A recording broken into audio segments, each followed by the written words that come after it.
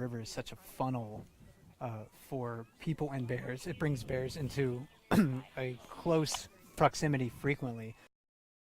Rangers in a blind, they can't see the bears very well, so they're relying very heavily on the park ranger who's standing behind us on the wildlife viewing platform to inform them of where the bears are going. And that is the way the system works, is we have rangers on either side of the river for the purpose of spotting each other's backs, essentially. Coverage in both directions. So we had one bear cross the trail, move into the woods, and the family is still near the bridge, but we have 2 cubs at the far end of the bridge, and then we have a bear, you'll hear them describing on the radio, that is in the marsh, and that's on the far side of the river as well, and they're looking for that bear right now.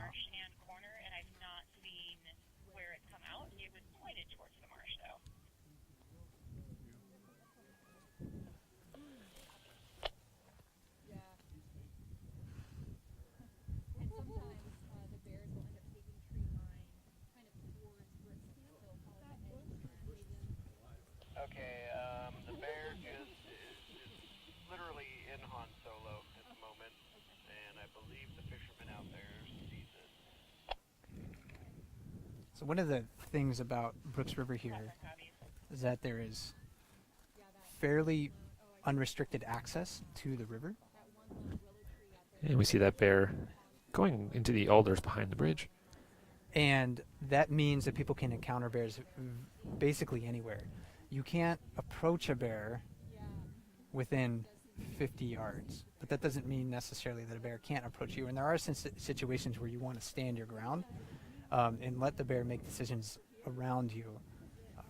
But conflict between people and bears for space is quite frequent here at Brooks River, especially near the bridge, because the facilities are not necessarily well designed for the way the camp is being used right now. And the park is trying to rectify that a little bit by building a raised elevated bridge next year. So yeah, we do have an angler out in the marsh. They entered the bushes between Cornerside Bridge Gate and Corner, and they were sort of pointed towards the marsh slightly upriver. Okay, I can see them right in front of you, Corner. You might want to back up. So right now they're still kind of looking for bears on the far side of the river. And it's worth noting that when bears do disappear into the woods there, we spend a great deal of time hunting for those bears and trying to figure out where they might be at a given moment. Yeah, you would think it would not be difficult to find bears in the forest, but it is actually. For their size, they're actually surprisingly quiet. And actually, here comes one of them right now.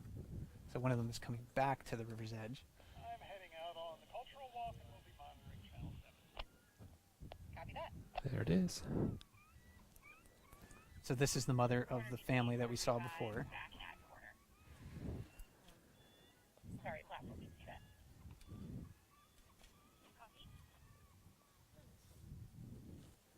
And we've got another bear that's swimming out upriver from the lake here. So this could be yet another visual that might affect the others.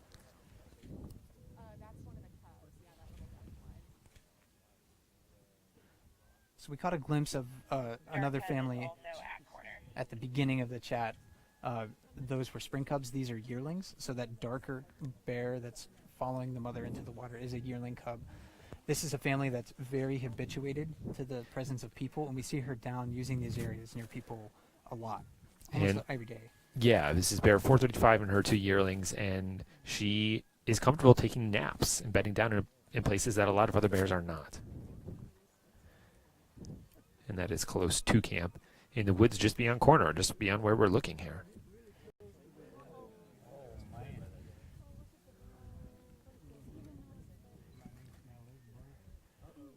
And that doesn't necessarily mean that you can be close to these bears and be safe. Just because a bear is habituated to the presence of people doesn't mean you can, approach them more than you would another bear. At Brooks River here, again, the bears are very used to seeing people on the trails. They're very used to seeing people using the floating bridge. So they're less likely to react to us in a defensive manner in these situations. But the most important thing to do is to give them space. And rangers, when they see bears approaching these areas, and that they're informed of that, will make efforts to move people away in those situations to make sure that we're not intruding on their space or we're getting too close enough where a bear would react defensively towards us. Because again, these are still wild animals. They still have, they like their own space. And I often, joke with visitors, bears also have bad days. They get in bad moods, and we do not want to test that. Yeah, these are, complex animals that I believe have emotion. So, each day is a little bit different. And I always try to remind myself as well, when I'm encountering a bear here, it's a unique situation. Even though I may have seen 435 in our group dozens of times, that doesn't mean I can necessarily predict how she's going to react in every situation. So giving bears space is, again, one of the most important things that we can do for our own safety, but also to make sure that they have access to the resources that they need to survive. And So- that's the other half of the equation here. We talk about human safety, keeping people a sufficient distance away, but it's also making sure that bears Right. have access to the water. And we say it quite often around here, but it is true, and it bears repeating, no pun intended. We're here for oftentimes entertainment or recreation to view these beautiful wild animals. They're here for survival. This is a game of survival for them. And if you are just joining us, this is a play-by-play broadcast here on the Bear Cams, brought to you by Explore.org. We are broadcasting from the Lower River platform here, kind of giving you a idea of the mechanics here, of how this floating bridge, which I will pan out and get a glimpse of, how this bridge operates. We do have to close this bridge if bears come within 50 yards, which the bears we were just viewing currently are. They're what we call the corner. And we usually have a park ranger posted there, but these bears have forced that park ranger to back up. Right, the park ranger right now is farther down the trail. The lodge, Brooks Lodge, is actually maybe a couple hundred yards in the forest behind the bears that we see right now. So the park ranger is back there with people, listening to her radio for any updates from the ranger on this side of the river to inform Corner platform. her of where these bears might be. So let's listen in. 435 and family are back out at corner and in the water below corner. There's another bear that's at the downriver end of Downriver Island, and it looks like the angler that was out by Han Solo is making his way back to Camp Trail. Copy. So it pays to be very efficient on the radio, and I guess it's maybe a good time to discuss a little bit of some of the radio jargon you might hear. The and radio some of the place names. jargon you might hear. Yes. So I think the word that has moved its way from my professional into my personal life is the word copy. I almost never try to say that word because of that reason. We're going to stop and listen to the radio here for a moment. Platform. If you can, still keep an eye out for that bear by Han Solo. I know it's not too far from there, but it was starting to move upriver a little bit. And that's Copy. I had a couple glimpses of it. I will keep my eye out, let you know if I see more. so. I'm going to focus on this this batch of alders here they just referenced, Han Solo.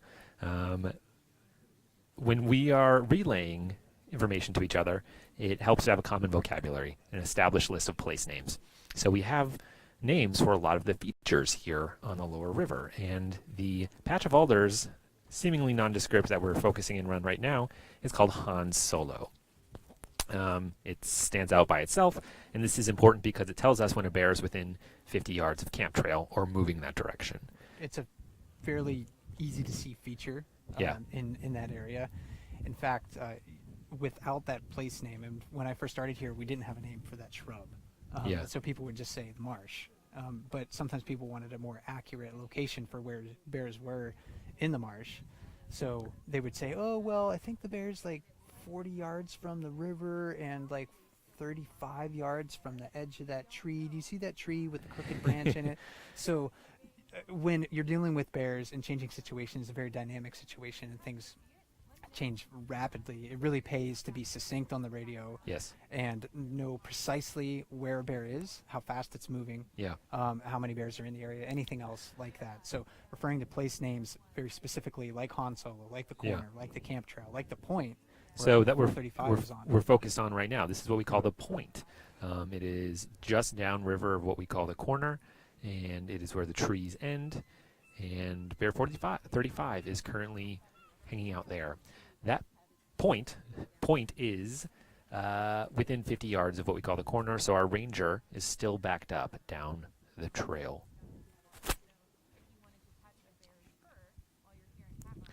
We were talking about radio jargon earlier, Mike. I'd mentioned the word copy.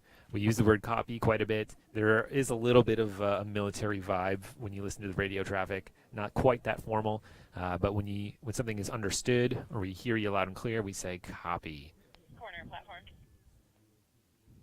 Corner.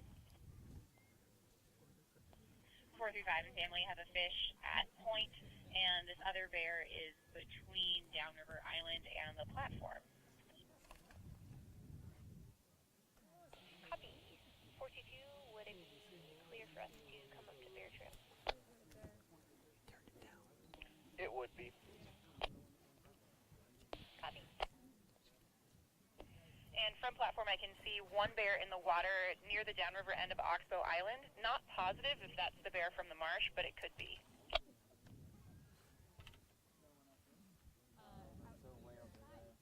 And we had another bear come into the picture during that time. We've been focused a lot on the family on the far side of the river, which is preventing the ranger right now with a group of people from coming fully to the river.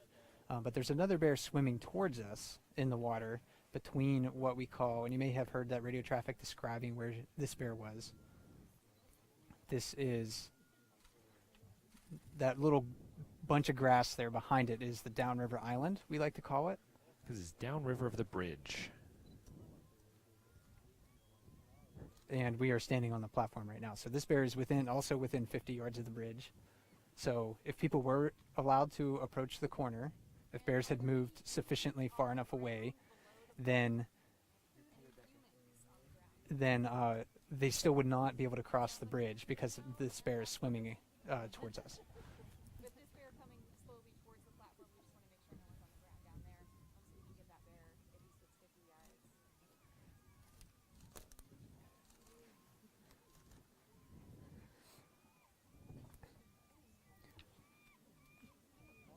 And Andrew, why would bears be down here so often at this time of the year versus up at Brooks Falls? Yeah, so I don't know if we're able to get a good glimpse of it with the way the lighting is right now, but there's still salmon swimming in the river, but a lot of them are on their way out or already gone, as in dead. Salmon will die after they spawn out, and their carcasses around this time of year, September, October, will drift down river, and as these bears are gearing up for hibernation, they will feast. So they'll be eating these dead salmon carcasses. And we see this bear coming up 41, I think I see it near the upriver end of Oxbow Island now. right against the bridge. And you may hear that radio traffic now. They're talking about a bear that is upriver of Oxbow Island, which is quite a ways away from here, so we won't pan over for that one. But 435 swam out into the lake from point. One cub still at point. Not sure where the second one went. I can see one between point and corner. Not sure if it's the one you can see, though. I think that'll be a different one. And this bear that we're looking at in front of us here really does look a lot like number 804, which we see on the lip of Brooks Falls a lot. people have nicknamed it because of that. And she's going to move out of our line of sight, so we're not going to be able to follow her movements. Some bears will be able to utilize the food resources at the mouth of Brooks River and at Brooks Falls if they can compete with the more dominant bears up there for space. So a lot of the bears are down here at the mouth of Brooks River because they cannot compete for space up at Brooks Falls, or they haven't learned to fish there. And at this time of the year, actually, the catch rate is much, much higher down here. This is the most productive place to fish at this time of the year, which makes it all that much more important that we are managing, or that the park, I should say, since I'm no longer a park ranger, I should mention that again, Andrew. I'm a fellow with Explore.org, but that the park and the rangers here are managing this area carefully to make sure to ensure access for these bears to the salmon. Looks like the cub might be headed to corner. Can you see it? And they're both off a point right now. I see the dark cub at point, and looks like the light cub is in the water off of point. Okay, then we might have a third bear here, or I guess fourth. Copy. I don't see anything at corner yet. Copy. And surprisingly, it is not uncommon for staff to not exactly know how many bears are in that area. Satellite I platform. would say that's almost the norm, just because we do have so many bears.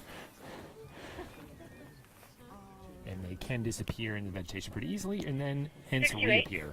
Platform. 628. I can only see 435 and her two cubs as well right now, not the other bear that was mentioned. Copy. We did also see one bear crossing platform meadow going towards the woods. That may have been our sleeping bear. Copy. I saw it on the road 5 minutes ago, but I will walk back and see if it indeed moved on. Copy, thanks. Anybody who's curious about bears that are between here and the falls, my one colleague has been standing over here. He's going to go on a slight investigatory sort of a walk. So as the rangers on the other side are trying to keep watch for bears in that area, the ranger on the platform is doing that as well as informing the people that are standing here about the bear behavior, bear biology, and whether or not they can move down the trails towards Brooks Falls. A common question here. The rangers are juggling a lot of different activities here. That makes it kind of a challenging place to work. Not everyone's good at it. Not everyone enjoys it. But it's a very complex place. You think, oh, just stand on the wildlife moon platform and you talk on the radio all day. But there are quite a few things that rangers need to juggle. Yeah, you're sort of simultaneously trying to be a traffic cop, biologist, a storyteller, a number of different hats these rangers have to wear when they're on the platform. So again, we are watching Bear 35 and her crew swimming off of what we call the point. There were reports, if you heard the radio traffic a little bit ago, of another bear on what we call the corner, a little bit upriver. We're looking at that now. Platform 628. Platform. That must be our bear. It is no longer here. The road, Valley Road, looks clear for travel. Copy, thank you. Ladies and gentlemen, I have just heard that one bear that we knew about that was sleeping too close to the road has moved away. If you're hoping to walk towards the falls, as far as we know, it's clear to do so. That doesn't mean that there aren't bears that are just a little bit farther away. So please do stay alert. Traveling groups, it's always wise to have a conversation or sing a song to yourself so that bears know that humans are getting closer. Thanks so much for hanging out with me. I know it wasn't necessarily your choice, but I still enjoyed it. Please do So that was, I don't know if they could hear how well they could hear Becca, but that was Ranger Becca informing the people on the platform that they could continue down. And she's back on the radio. I can still see 435 and one of her cubs by point. Not sure where the second one went. So again, that's a great example of just how quickly you have to juggle your duties in a sense here. Watching the bears, and while Becca was informing the group of the situation down the road where there was a bear blocking access, she was also watching the bears and making sure she was still keeping track of all the bears swimming in the water.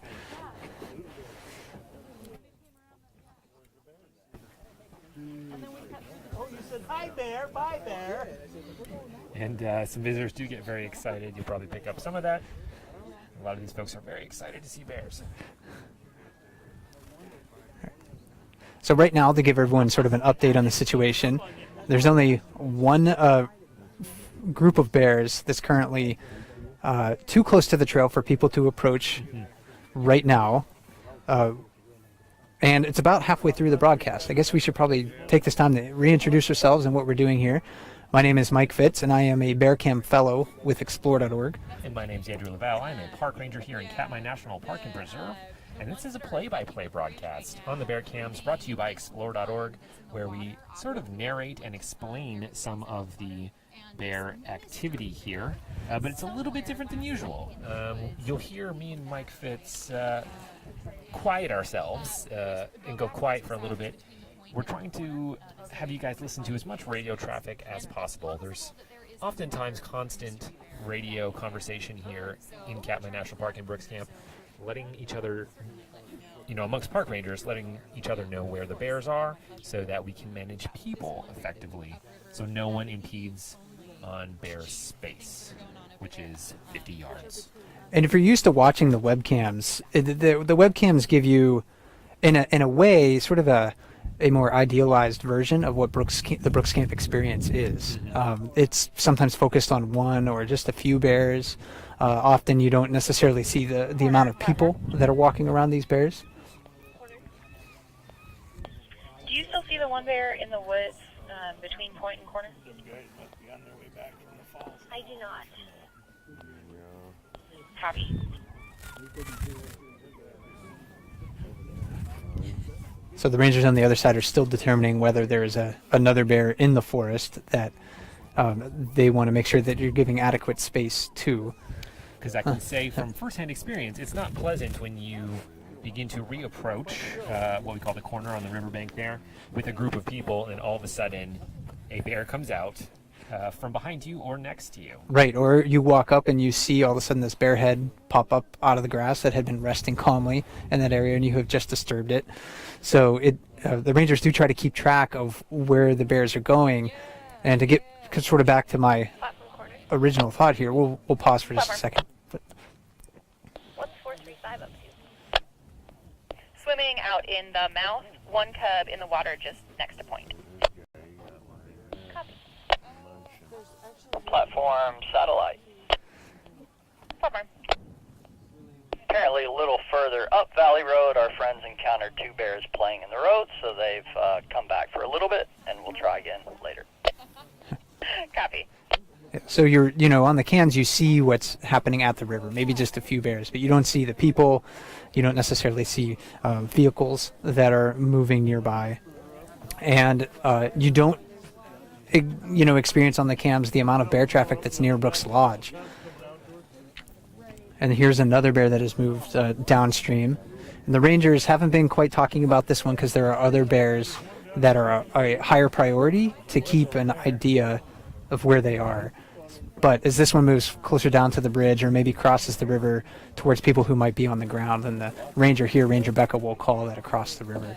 Because this bear is technically closing the bridge. It is closed for other bears and a lack of a ranger on the other side currently. But this one is also within 50 yards of it. And if you're wondering who all these other voices are, not only do we have the radio microphone attached so you can hear that, but we're on a public wildlife viewing platform, so there are a lot of other people that are standing here enjoying the bears with us. In these situations, Andrew, we call bear jams. Bear jams, the famous Katmai bear jams. Yes, sir. Again, 50 yards is that magic number. We can't be within that distance legally between us and these bears. But this will be something that will be hopefully minimized next year as Katmai installs. Cub in a tree just campsite of Point. Sorry, trying to pause to listen to the radio traffic when it Light comes cub up. is swimming out towards 435 in the mouth, and there's a new bear that's swimming downriver in the channel. And the one in the channel, actually, will probably drift downstream. She may turn back upstream, but she's also a bear that's a very common sight down here. This is number 409 bead nose. And you were saying you're able to identify her easily because of those blonde ears. Blonde ears, very distinctive ears. Her overall size, she's very fat. It was on the ground.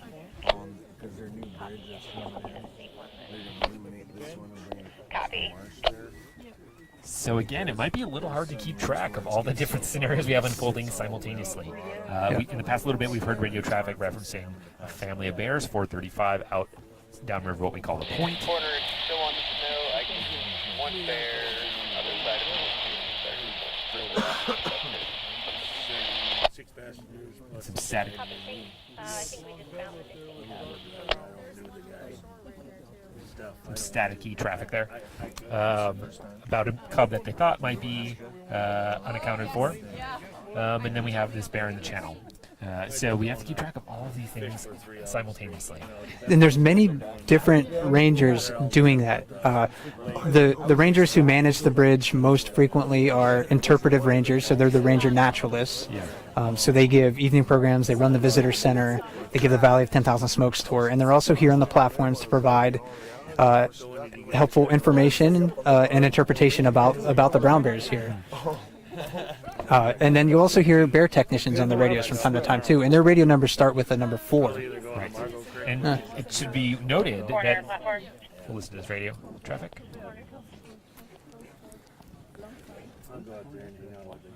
435 is swimming back closer to point. There's still one bear in the channel, and there's another bear that is eating a fish in the woods right behind the platform. Unfortunately, our cameras are not positioned in a way that we would be able to see that bear eating a fish behind the platform. Platform satellite.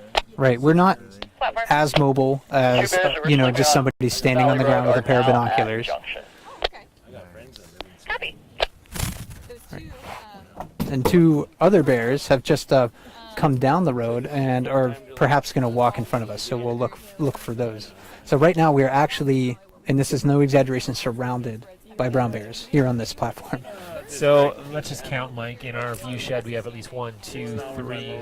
Those bears are now 4, passing 5, the 6. satellite and platform. You should see them in just a moment or two. And we're going to have at least a couple more bears entering the picture. And here we go. This is why we don't have any people on the ground. I don't know, Mike, are you able to see the camera? Yeah, I'll grab control Okay. here for just a moment. Yeah, so these are 2 young bears. These are sub-adult bears. So these are juvenile bears. They're independent of their mother, however. So they just walked into the picture, and they'll probably go into the river, start to feed. There was a report of them playing before. So Andrew, what was your count on the Oh, the gosh. bears? I lost track. We lost track. 6, 8, 9, probably about 9 bears currently visible from the platform. Some of them at greater distance, others right in front of us. But you can imagine trying to manage people traffic on the ground, how complicated this could get very, very quickly. Because legally, these bears should have a 50-yard buffer around them, about 150 feet or 46 meters. And for a place in Alaska, how remote we are, we're 300 miles southwest of Anchorage, and Katmai as a whole doesn't receive the same amount of visitation that a park like Yellowstone does, or Yosemite, of course. Great Smoky Mountains, a lot of those big name parks with wildlife in them. But Brooks Camp is a very intensely managed place because of the high concentration of people and brown bears here. And the peak days in July, we can have 300-400 people here and dozens of brown bears. I haven't been able to see that second cub for a little while after I saw it behind a tree near point. I catch glimpses of it every few seconds. Copy. The 2 bears that we're at Junction are going towards Downriver Island. Copy. And Mike, so you will hear the rangers on the radio refer to each other as corner and platform. They're addressing each other by where they are positioned. That's not their legal name. Platform, Mick, platform. But you'll hear them address each other by location. You'll hear their management rangers be addressed by their numbers. So you'll hear numbers like 422, 421 get thrown around, and that's referring to a specific bear management ranger.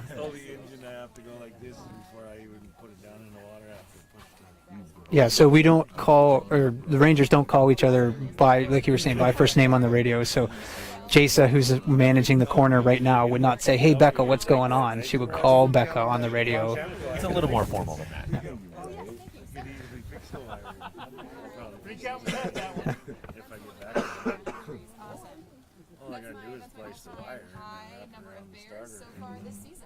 And just a classic sort of September scene here. Many bears in front of us. We're focused on just this one younger bear that's in the water, looking for any dead and dying salmon, anything that can't swim away. And so, Mike, I haven't been really keeping track of the time. How long has this bridge been closed? So it opened right before we started the broadcast, maybe 5-10 minutes before, Okay. and it hasn't opened since then. So right now, it's coming up on almost an hour for the bridge to be closed, and it hasn't been closed by one bear. There's multiple bears. And that's typically the way things work. One bear will move out of the scene, and another will roll right in its place, keeping that bridge closed. An hour, in the scheme of things, is not a long time for this bridge to be closed. You can think of last night specifically.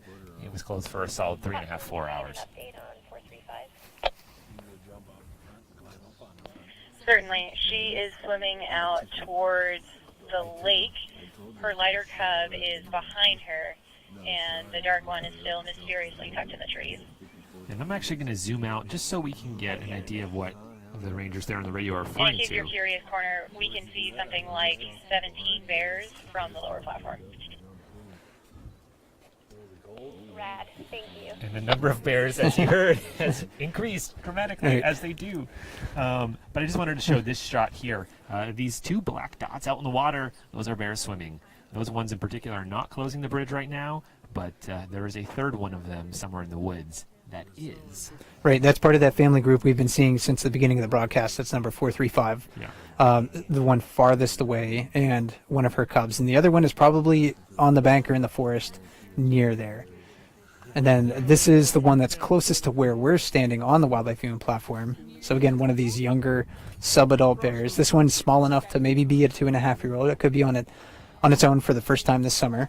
And it was hanging in close proximity to another subadult, which is a sign often that it is a younger bear. And this, I think, is also a good opportunity to talk about, again, why it's important to give bears space in these situations. These younger bears, know that this is a great place for them to gain the calories they need to survive in the winter. They learn that as cubs. And it's, keeping the bridge closed to people is not necessarily just for human safety. In fact, there's enough people on the platform right now. If we went down on the ground and wanted to chase this bear away, we could easily do it. But to ensure that the bear has access to the fish, the calories it needs to survive, we're remaining on the platform, and we're giving this bear space to move about. Because, Mike, people love to see older bears like 410 or 480, nicknamed Otis. We love to see those famous bears, but those bears were cubs at one time. Exactly. And they have to feel comfortable in the river eating salmon. Otherwise, you're not going to get those larger bears. Yeah, they were all young bears like this at one point in time. They all had to experience that first summer on their own Yeah. when they were trying to apply the lessons that they learned from their mother, but they live in a very tough, competitive world. So we'll zoom out here because we have not just this bear closest to us, but near the bridge, Corner platform. a couple of others on upstream and downstream.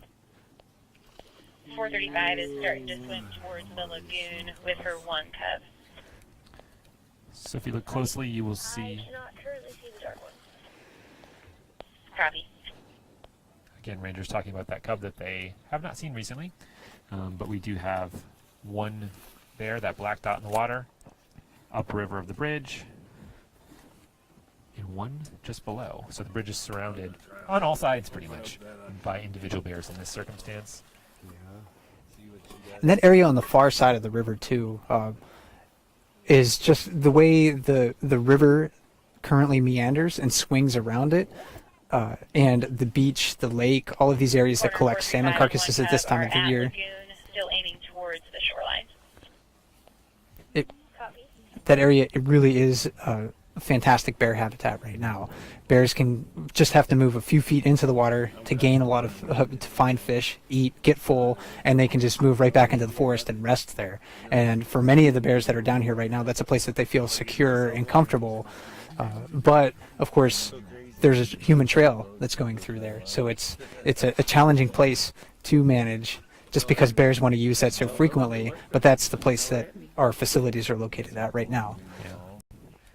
So we see this one bear just up over the bridge, and then just beyond that, near a peninsula that we call the Closed Trail, we have a bear snorkeling right parallel to land there, right on the shoreline. I don't know if I can zoom in a little bit closer. Snorkeling, eyes underwater, ears sticking out like the Monitor or the Merrimack, submarining. The tug was over there with the load of gravel. And that's another adult female. We talked about her before. That's number 409. She is nicknamed Bead Nose. She has very distinctive blonde ears. She's very fat. If we see her get out of the water, you'll get an idea of just how big she is. Right. And so she's a very healthy looking bear for this time of the year. Corner platform. He told me, oh, call him back at 1, and he never answered my phone calls.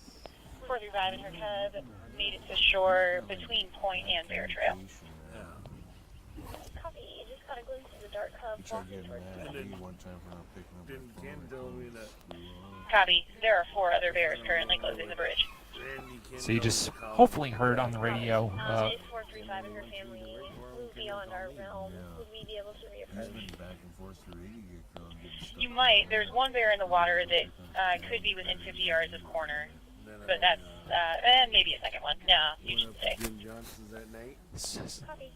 So we have currently 4 bears that are closing the bridge. You can see one just parallel to shore there. That again is 409.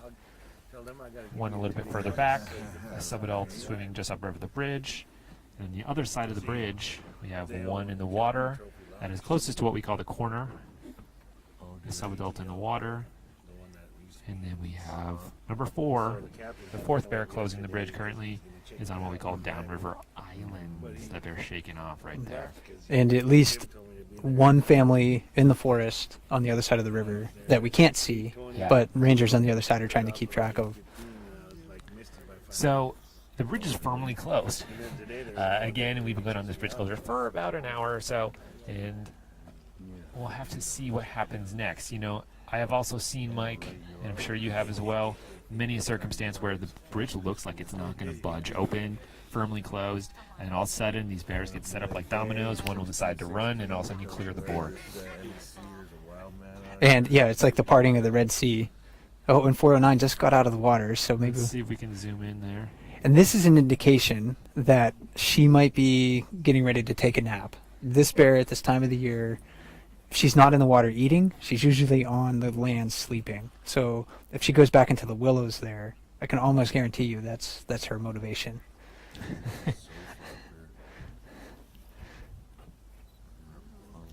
Corner platform. I'm ready for a nap. Corner. I went on the boat and took a nap. One bear just got out of the water at Cornerside Bridge Gate. She's slowly waddling downriver. This is a very healthy bear that we're looking at. Very fat right now. Single this year, does not have cubs. Independent woman. And waddling is something you want to see. That means, yeah, she's healthy, she's doing well. She could have cubs next year. We don't know if she's pregnant or not, but We won't really, actually. I mean, really until they show up with cubs. But the eggs that might be fertilized in her body will not implant until later. And she's disappearing behind the tree there. Again, there would normally be a ranger stationed pretty much where she's walking now. Okay, gotcha.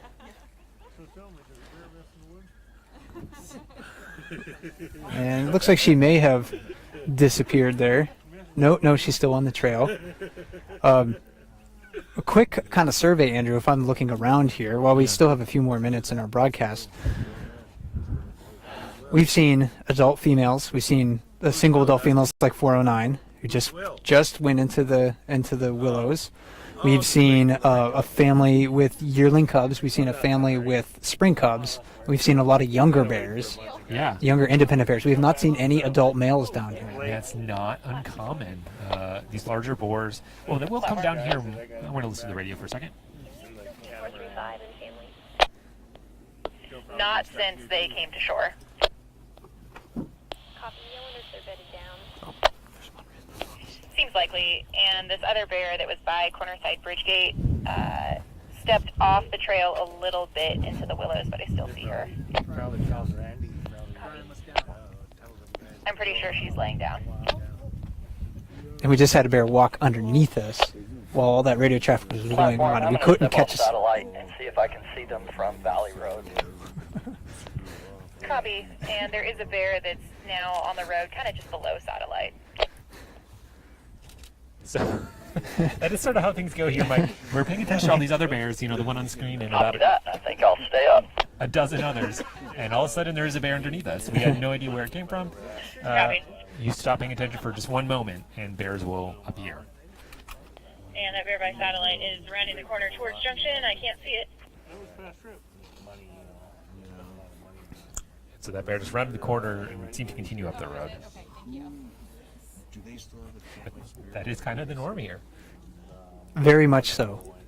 In fact, it's kind of interesting, Andrew. Before the broadcast, there weren't that many bears in our line of sight. We were kind of wondering whether we would have enough to talk about. But the bears have shown up in force for this last day of September, last full day that we're managing the bridge actively in September here in Cabot National Park. Yes, it is a menagerie of bears in front of the platform. double decker? Then you gotta have ladders to get off that thing. All right. That's fine. When you pull into the beach, it'll be fine. And it is interesting to take, when you're standing on the wildlife viewing platform here, just like a little quick informal survey of the age and sex class of the bears. Yep. Mostly adult females for the adults that are down here, mostly younger bears. We never really, or I shouldn't say never, but we rarely see adult males using this area when people were active. Sorry, I don't think we ever Yeah, finished that thought right. because we got interrupted by bears. But yeah, it's relatively uncommon to see boars, the larger males, down here. It's more common this time of year than it might be earlier. But down here at the lower river, we see females with cubs and subadults, less dominant bears. And I think, there's a couple of reasons for that. In July, especially when the salmon first arrive, the best fishing spots are Upper Brooks Falls. So if you're a bigger bear, you can go to Brooks Falls, you can acquire a fishing spot, you can afford to sit there and wait for the fish to come to you. The other reason that maybe we're not seeing adult males down here at this time of the year is perhaps just because of the activity with people. As a group, adult males seem to not be as habituated to the presence of people. Bear is bedded down right at Junction, and it sounds like Valley Road's pretty busy today, too. Copy. So Becca laughing. We're not quite at the absurd point, but we're getting there with being surrounded by bears. And again, it September. just really illustrates how important this area is to brown bears at this time of the year. Yes. Right at the water. And right beside that dead willow is So what are you doing here? And actually right now, the area directly adjacent to the bridge is fairly clear. So what rangers are looking for at this moment is the trail access on either side. So it sounds like behind us, there are bears that would prevent people from getting off of this platform. And then across the river, there are bears in the forest that would, that we need to give space to make sure we're not encroaching on their resting in the water, or excuse me, in the trees on the other side of the bridge. And that's a really important point. It's not just about bears being within 50 yards of the bridge. It's about the approach to the bridge. You have to be able to get to the bridge safely in addition to crossing it safely. And of course, habitat is not just food. It's other things, including shelter, the ability to feel secure and safe. And for brown bears, using that forest on the other side of the river and behind us, it's important for them when they have a full belly to have a place where they can feel secure and safe and digest their meal, metabolize that meal into fat that will help them survive the winter. Yeah. So we are looking at darker colored subadult swimming out of what we call Upriver Island there. Excuse me, Big Island, I believe that is. The river is changing every year, especially that meander there. What you're looking at right now, you're looking at a bear in an area of the river we call the channel on the radio. And when I first started here in 2007, in the springtime, when the water level is lower, I could almost hop across that. There was a lot more grass. On that island, it was much larger. The channel was much, much smaller. And it has grown significantly over that time. And I think it looks like it's going to become the main river channel at some time in the future. It is deepening very, very quickly. It's no longer possible for fishermen or anglers to wade across there in waders. You will get dunked. Corner platform. Corner. bear that laid down just off the trail between corner and the bridge gate. I can't see it anymore. Don't know if she just laid down more or if she went farther back into the woods. I'll probably get a Copy. 422, would you be interested in investigating that? I can. I'm on my way. Thank you, copy. So 422 is one of our bear technicians. Yes, I'd never move out of bear management rangers. We sometimes jokingly call them bear maintenance, because they're often trying to track down these bears and fix the situation. He is going to go to see if they can find that possibly bedded down family group 435, because again, they haven't been seen in a little bit, and we haven't seen them exit the immediate vicinity, so they're probably still there somewhere. I've yet to see a bear evaporate and disappear, although it may sometimes seem like that. It does seem like that. Sometimes they actually, despite their size, sneak through the grass or the trees, and they move upriver without and rangers, being able to keep close track of where they're going. But a bear like 435 Holly, if she goes into the woods on the far side of the river, a bear like 409, who we just watched a little bit ago go into the water, or excuse me, go into the forest over there. If they're going in there, they're probably going to nap, especially at this time of the year. Food comas. So we're watching these two subadults we have been for a little bit here as they're swimming upriver the bridge. We also have a pretty scenic scene downriver as we have a bear moving from what we call the spit to that downriver island there. And I don't know how well this is going to translate. Yes. Two bears. Makes it look close. That are blocking And again, two younger bears. So there's 4 subadults right there for this time of year it is. in the immediate area of the bridge. And while we have, just another moment left in the broadcast, Andrew, I think this afternoon, definitely did illustrate some of the challenges that park staff face when trying to provide people with access to enjoy the park and at the same time protecting park resources. And that kind of goes back to the National Park Service mission, which is that sort of, a lot of people will call it a dual mandate, because it says you're supposed to provide enjoyment but leave these resources unimpaired for future generations. For the benefit and enjoyment of the people, but also for future generations. So how do you preserve that resource? In this case, it would be the bears, while also allowing traffic for people to move back and forth and get, good viewing areas and all that. At times, it feels like those two parts of the mission can conflict, but over the now century plus of the National Park Service, we've attempted to navigate that paradox. And this is not something that is unique to Katmai. National parks all across the country are, struggle with this, and they have struggled with it since the Park Service was established in 1916. But when we see, two young bears engage in a play fight like this, we get to see a little bit of joy in their life. And there's strong salmon runs here when we're managing and protecting these resources well. It really does illustrate that parks and wildlands are important places for not only ourselves but for these animals that call it home. So let's give one more recap, Mike. So we are broadcasting here from the lower platform in front of this floating bridge that stretches across the Brooks River here. And some of our regular Bear Cam viewers might know that this bridge is going to be going away next year. I got up here. Katmai National Park is planning to build an elevated version of this, a little bit more permanent. This floating bridge comes out seasonally. So it'll be coming out here in a few weeks, and we'll be next year, hopefully using an elevated, sturdier permanent structure. And so this was kind of this broadcast, one last shot we have that's kind of giving you a preview or a look behind the curtain of what this scene looks like. Platform. That bear is right off the trail, about 13 yards in front of me there. Copy, thank you. That's one of He's gonna go and get the others. So you just heard maybe one last radio call there. That was one of our bear technicians walked into the forest to get a better idea of where that one bear is. 425.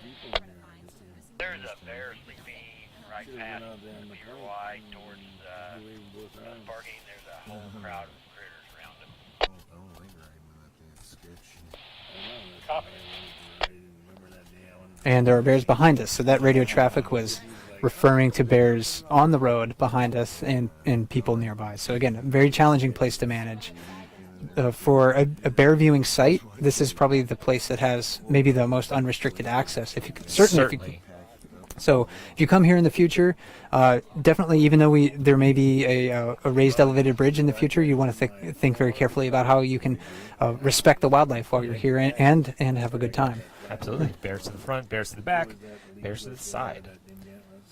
And it poses a challenge, as you said. Yeah. And with that, I think we may begin wrapping up this particular play-by-play. Until next time, my name is Andrew. I'm a park ranger here in Katmai. And my name is Mike Fitz. I am a Bear Cam Fellow with Explore.org. We'd like to thank you for joining us this afternoon. And tune in to the Bear Cams to watch these bears live on Explore.org. And we will be back with you in the near future to answer more questions and host more play-by-plays. See you later.